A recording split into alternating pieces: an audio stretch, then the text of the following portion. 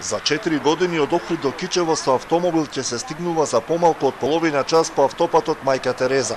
Ќе има по 2 ленти во правец, лента за застанување, надпатници, подпатници, мостови, тунел под планинскиот превој пресека.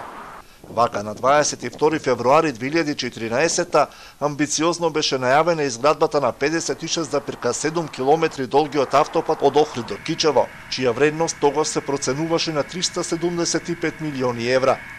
5 години подоцна во употреба не е пуштен ниту километар од автопатот. По бројните воочени проблеми на лошо проектираната траса рокот е пролонгиран до 2021 година, а цената на проектот порасна за уште 187 милиони евра.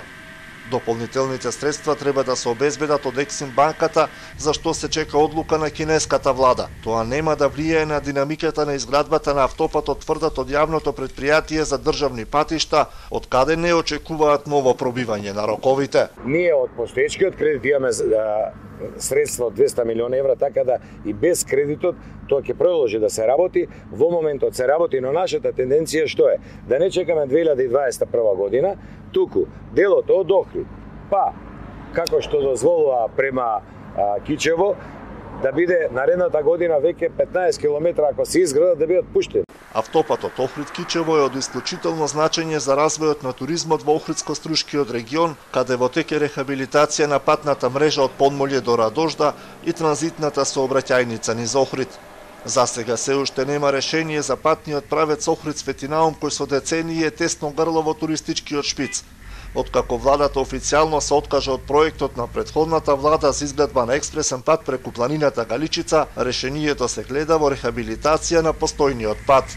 Делот од Охрид до Светинаум, знаете, заради проблемите со УНЕСКО, мора да бидеме посебно предпазливи, има посебно проектирање, посебно елаборати се прават за животна средина и заради тоа ви кажувам дека ова година ќе се проектира со одобрение и под надзор и на експерти од УНЕСКО и така натаму, за да може наредната пролет ова време да го стартуваме и да ја стартуваме и таа рехабилитација.